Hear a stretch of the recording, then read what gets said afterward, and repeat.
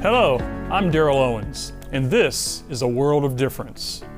Our program celebrates and supports families rearing children who think and learn differently on their life journeys from kindergarten through college.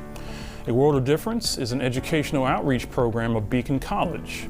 The Leesburg, Florida School is America's first accredited college or university devoted to equipping students with learning disabilities, ADHD, dyslexia, and other learning differences to live abundant lives.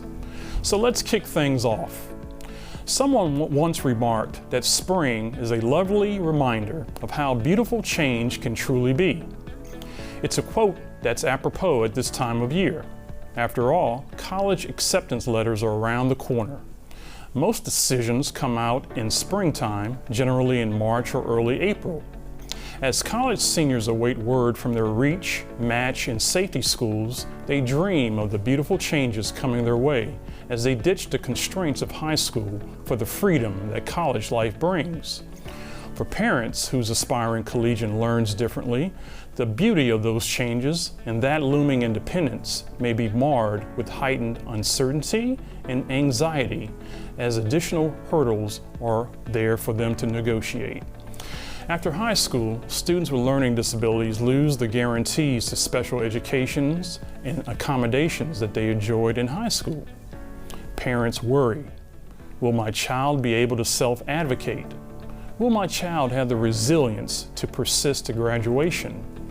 Can my child get the accommodations necessary for success? In other words, is my child who learns differently poised for making a successful transition from high school to college? On this episode of A World of Difference, we'll visit a high school senior on the precipice of making the collegiate transition and see how one family is approaching this next chapter of life. Next, we'll bring you the straight dope from our panel of transition professionals on helping LD high schoolers make the college transition with fewer stumbles in our Ask the Experts segment. Finally, we'll introduce you to this month's difference maker, a real estate titan who learned later in life that the career he built was constructed upon a foundation of dyslexia, a realization that powers the caring heart he has for helping young people find their way. Is my child equipped to succeed at college? Are there actionable steps parents can take in the short weeks before freshman year to foster a successful college transition? How do my parents let go and let grow? Answer to those questions and more coming up momentarily. But first, choosing a college is one of life's biggest decisions that a young person makes. But that choice only opens up a can of worries for families of aspiring collegians who learn differently. Some adolescents never have lived away from home, even for summer camp. And the impending new autonomy can be daunting for both students and parents. In this month's Family Matters, we visit the Gordon family of Dallas, Texas, who are taxiing down the runway as their son prepares to take flight. Here is special correspondent Brandon Smith with their story. My name is Laura Gordon, and I'm really famously known as Ben's mom. Laura Gordon, like so many parents today, is navigating the waters toward college. And the transition for most kids can be tough. But for high school seniors with learning disabilities, it can be an even tougher one. When Ben was 4, he was diagnosed with a speech delay and sensory integration and what we thought was ADHD. So my message really is, as we've learned about Ben and as Ben has grown up, now we have a real understanding of just how he learns and what strategies he might need. So there's no one diagnosis that makes that more challenging for him, but there's a combination of things that requires him to be his own advocate. I think the best word to describe Ben is just open. He's curious, he's detail-oriented, and he gets excited about things that he really loves. I'm Ben Gordon, and I'm a senior at the Shelton School. I think the best part about it is how individualized it is to the child. So their teachers are highly trained. The If you need extra services like speech and language or occupational therapy, that's part of the school's purpose. But I really think what's special about Shelton is that it teaches kids to appreciate their own differences in others, and it also gives them the courage to try things that they may not have otherwise tried. Ben has been in theater really since 8th grade, done all kinds of theater productions. Do any harm, a child like you may do what you like. And I would just say, starting off, he wouldn't have told you that he, was a theater guy. But as the years went on, he really built confidence, he built new friendships. So Shelton works to build a really well-rounded kid. Well, the teachers and staff at the Shelton School are quite one of a kind. They've helped me through my ups and downs and are there to support me with anything. And definitely the same with my mom. She's always been very supportive of me and, schooling things and just being very supportive there. And especially this year, as I feel like I've really grown, and my teachers and my mother have been there just to help me every step of the way, just to understand myself as I prepare to go to college. Was there a point at which I wondered, is Ben going to be ready to go to college, because he's been in an environment that really understands a kid with learning differences? And I think that's where I would say we really had to understand where Ben is relative to a more objective scale outside of a therapeutic environment, so that he could think about where he might want to go post his senior year. As this young man waits for college acceptance letters and to make his college choice, it's an exciting time in any teenager's life.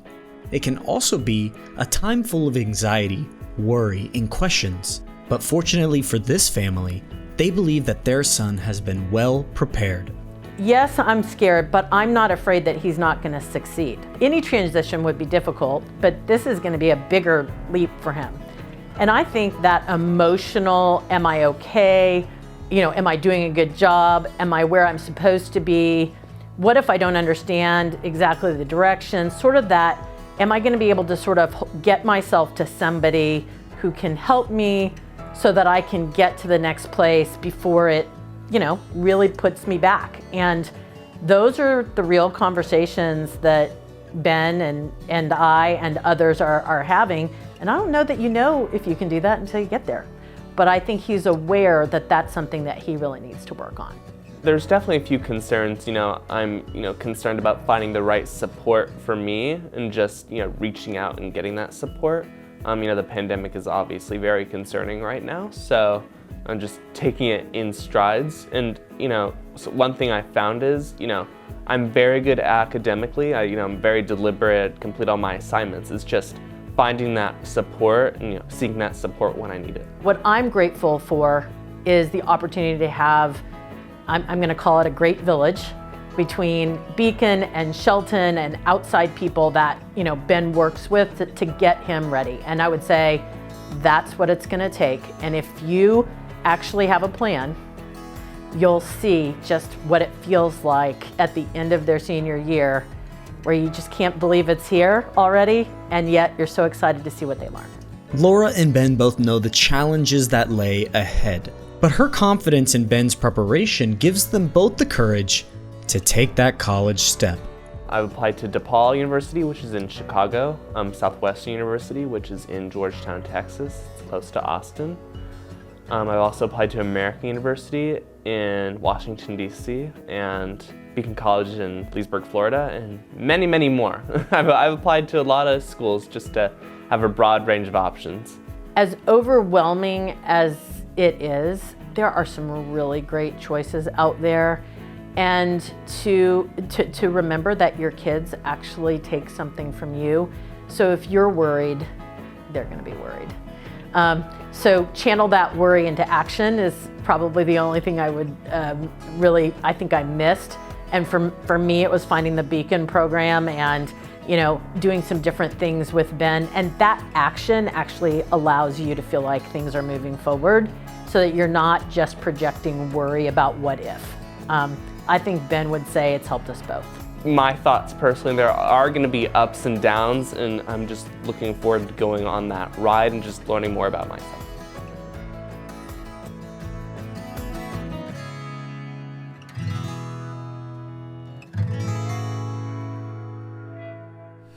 Thanks, Brandon, for that compellingly relevant story. Now, let's get parents some wise counsel from the people who know. Today, we're joined by Dr. Eric Endlich, Stephanie Martin, and Alex Morris Wood. Dr. Eric Endlich is the founder of Top College Consultants, an organization dedicated to improving access to college for students worldwide, especially those with ADHD, autism, dyslexia, and other learning differences or emotional challenges. A clinical psychologist with over 30 years of experience, Endlich is on the Learning Differences Neurodiversity Committee of the Independent Educational Consultants Association. He has taught psychology at Boston College, Tufts University, Suffolk University, and UMass Boston. He writes regularly on college admissions and has been interviewed by Forbes, Business Insider, College Confidential, and U.S. News and World Report. Stephanie Martin is president of College Living Experience, a leading provider of post-secondary supports for young adults with learning differences. Martin leads the charge in helping the neurodiverse population gain experience within post-secondary and college settings by coming alongside each student as they forge their path towards independence and sustainability. She earned her bachelor's degree from the University of California, Berkeley, and her master's degree in special education from St. Mary's College in California. Alex Morris Wood is the Director of Transition Services and Outreach at Beacon College.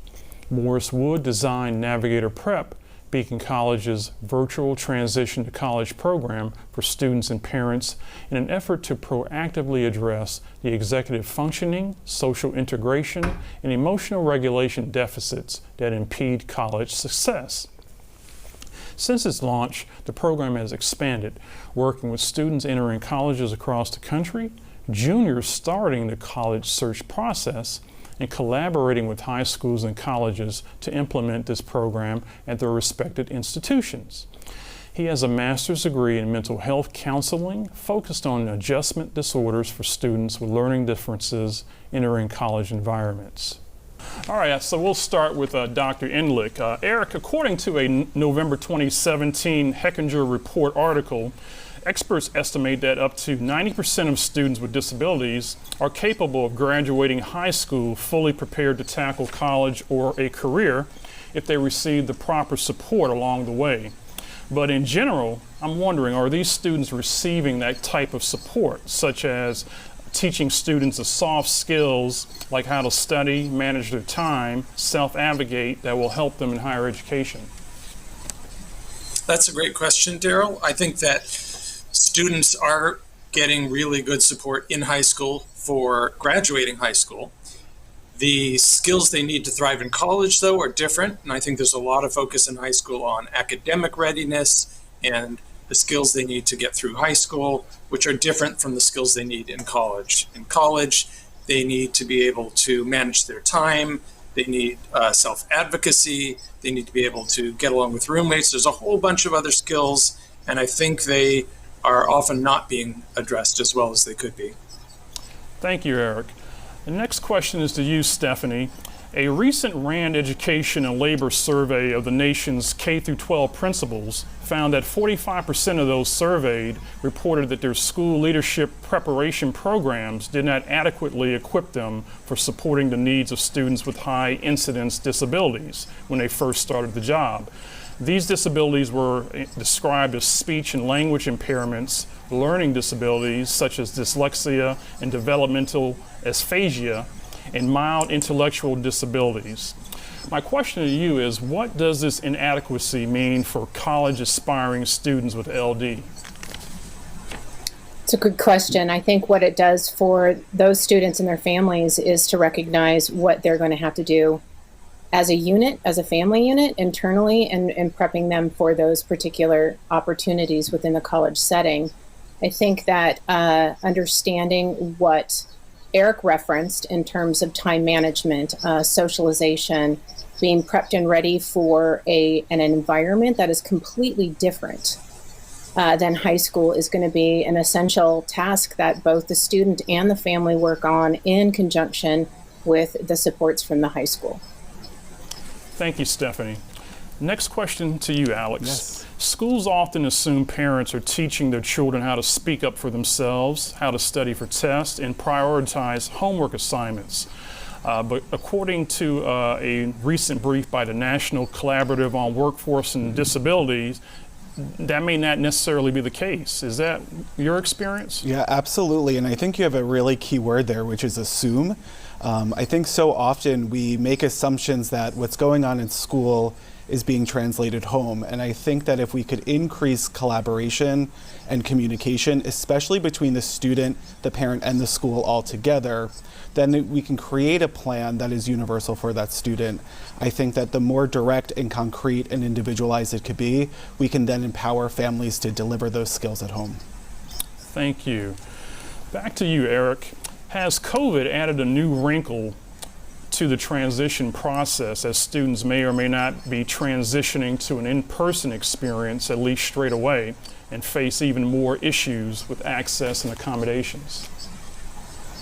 Absolutely. We could probably spend a whole session just talking about the impact of COVID. Let me be clear that students have very different experiences. Some students are really finding this very helpful to learn remotely or in a hybrid setting. They have fewer sensory distractions. They're more comfortable at home. It reduces social anxiety. Some students are getting better grades. A lot of students are really struggling without that in-person contact, without someone, sort of looking over their shoulder, and also without all of that in-person support. It's very different if you're in the high school and a teacher or specialist can walk into the room or walk down the hall and say, hey, can I help you? Are you okay? There's much more of a disconnect, I think, with remote learning. And because of all the uncertainty with COVID, whether it's what's happening now in high school or what's going to happen in college, there's much more anxiety. Students tend to get much more anxious under these circumstances. So that's another whole challenge and layer to deal with, is the anxiety. Thank you, Eric. Back to you, Stephanie. What are some of the key differences between high school and college that are critical for students who learn differently to know? I think the key difference is that in high school, many of the supports are provided through a team-based platform. And when you transition into college, that team is no longer necessarily guaranteed, and the responsibility falls to the student to advocate for themselves in terms of their accommodations, in terms of understanding what those accommodations are and able to be afforded in the college setting can be very different than what they are in the high school setting. And truly, the responsibility and accountability falls solely onto the student's shoulders. And whereas in high school, it really is more of a team-based approach in terms of the teacher and the team within the high school itself. Thank you, Stephanie. Alex, what are the most basic accommodations offered by colleges and universities in general? Yeah, great question. The most common is extended time for tests, and that usually comes with separate testing. So for students with ADHD, processing deficits, getting that extended time, typically time and a half, is offered. The use of a computer to do written assignments, especially essays in an exam, but usually the accommodations are exam-based. They're not always classroom-based. The other most popular is getting notes provided, and important to know that every college does that differently. Some colleges, you might have a peer that's able to take your notes for you. Others, there's assistive technology that could help. But it's important to also know that even the use of a calculator in a math class is an accommodation in college. Thank you very much, Alex.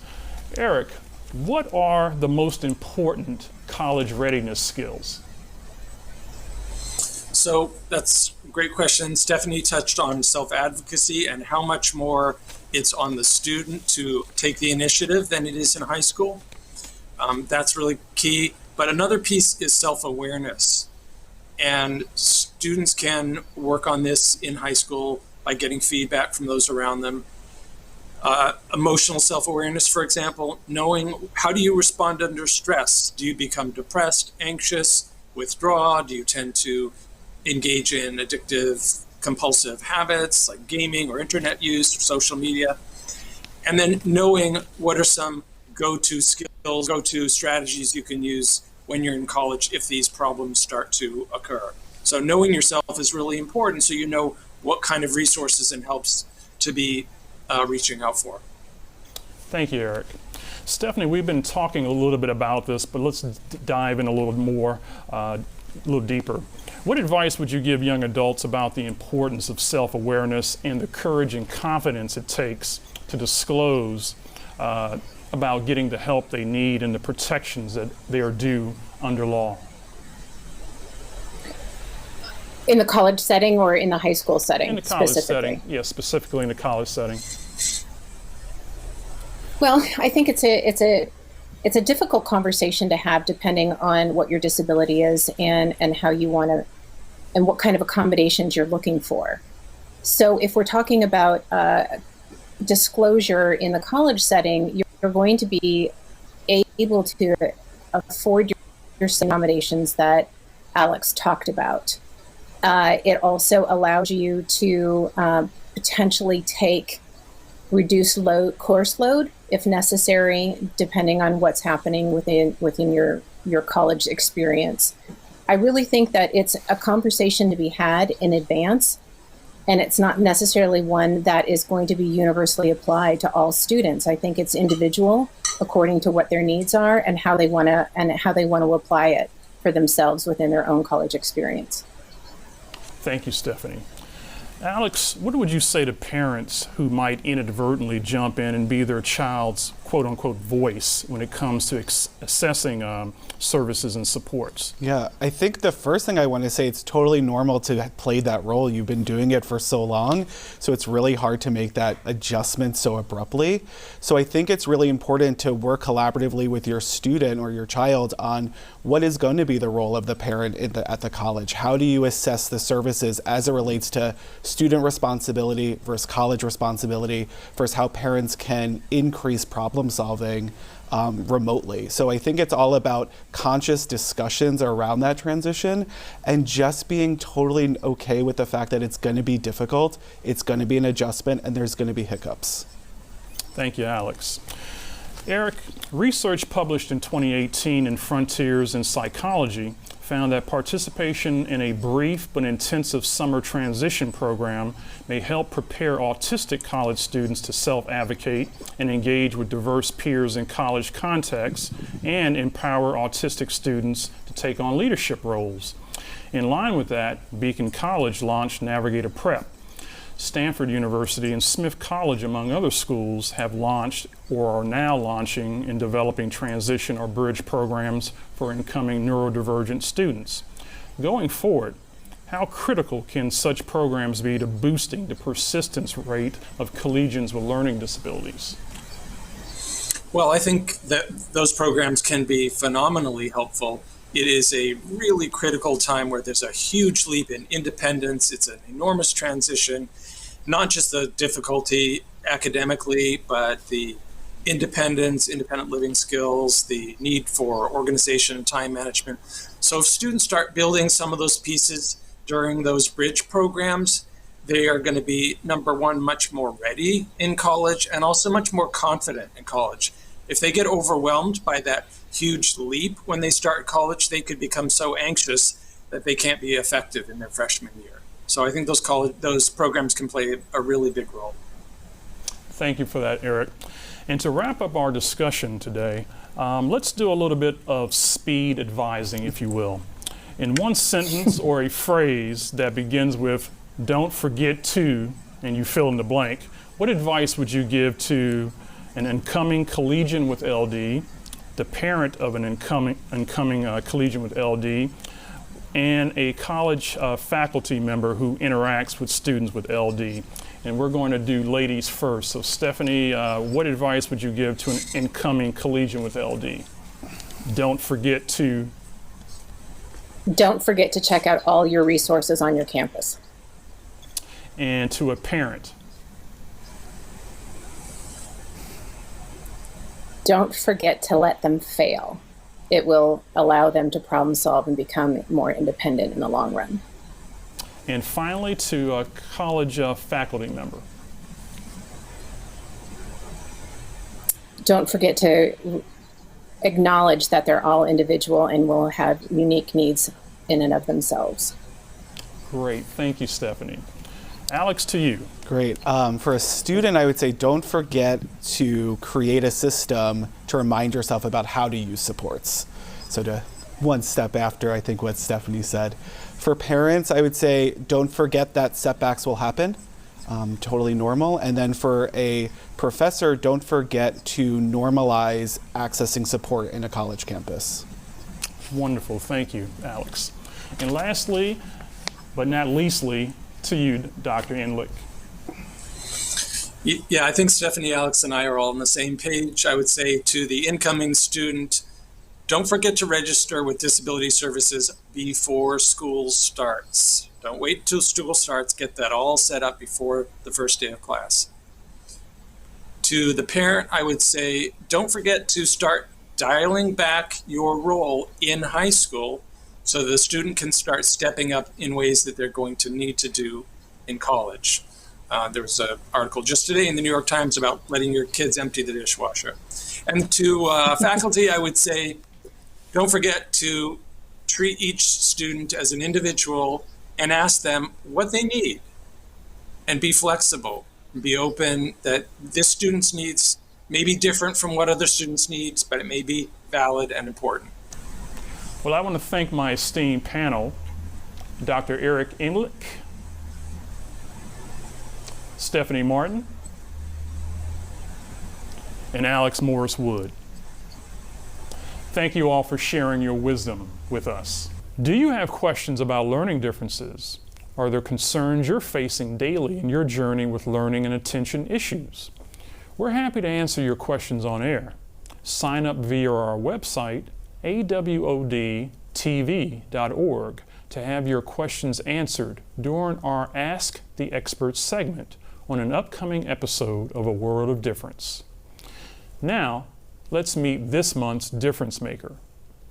As a student at Florida State University, John Crossman did okay. In 1993, he graduated with a sub-B average. 20 years later, Crossman became the youngest person inducted into the FSU College of Business Hall of Fame for a career in real estate that catapulted him into the CEO chair at Orlando-based real estate firm Crossman & Crossman, one of the largest retail leasing, management, and investment sales firms in the country, with over 30 million square feet of retail space under leasing or management throughout 8 southeastern states.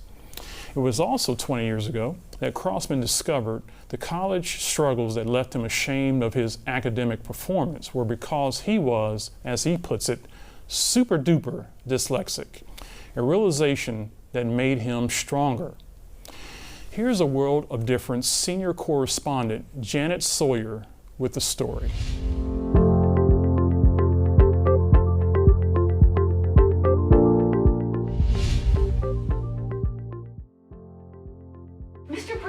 Thank you, Christy. Oh, I wanted to show you this. Oh my gosh, Can you that's read awesome. it? No, I can't. And That's really good. Listen, I thought you did great in that meeting today.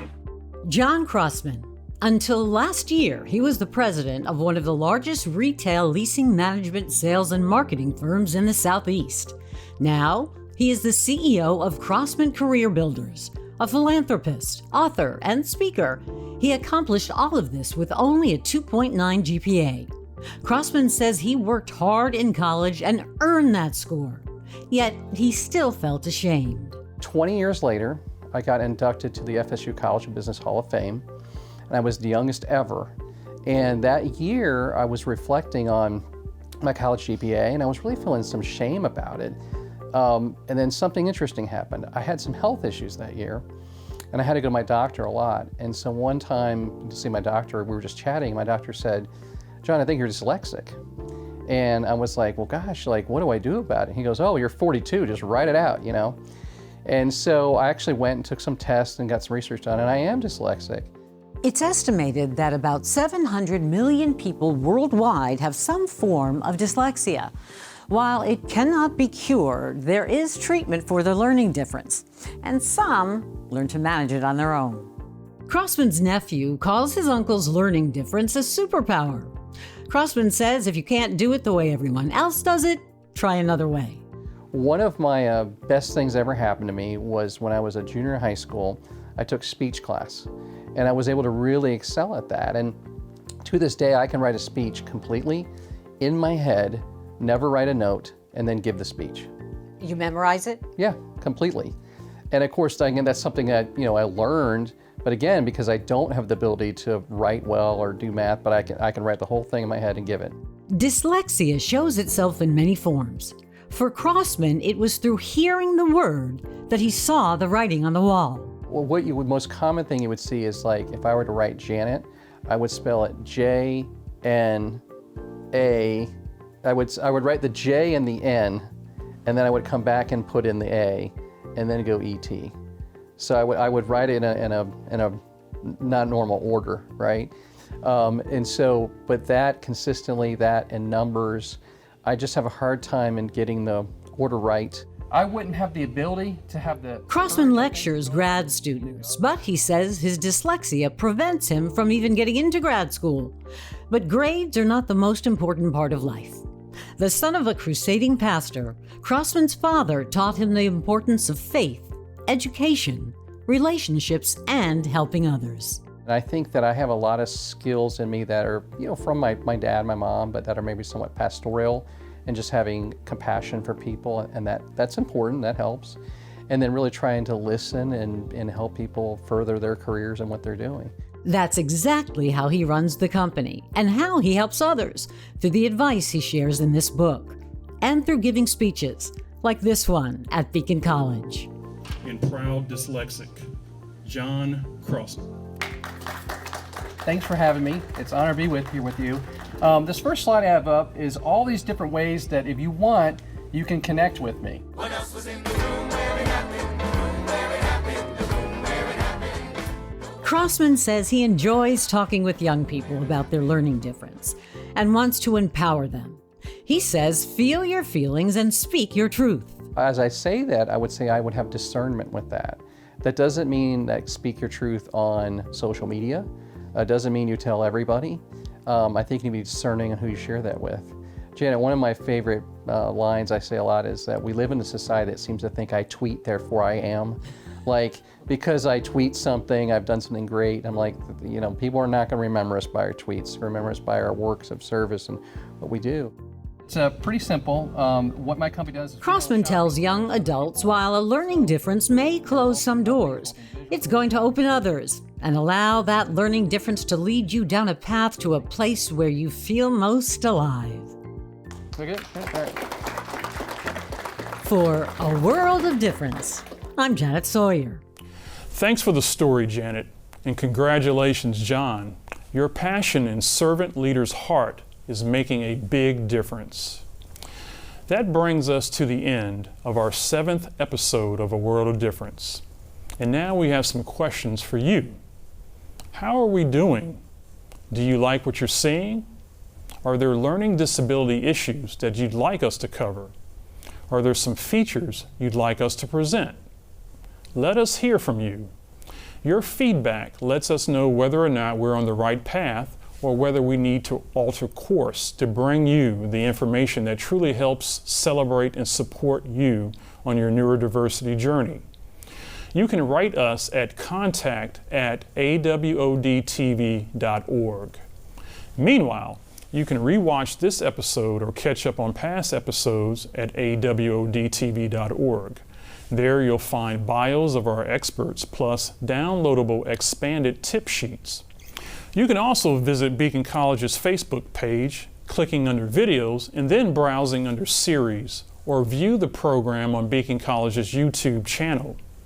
Podcast lovers can listen on the go on Spotify, Breaker, Google Podcasts, and other popular podcasting platforms. On our next installment, we'll explore equipping neurodiverse students with the DNA of success.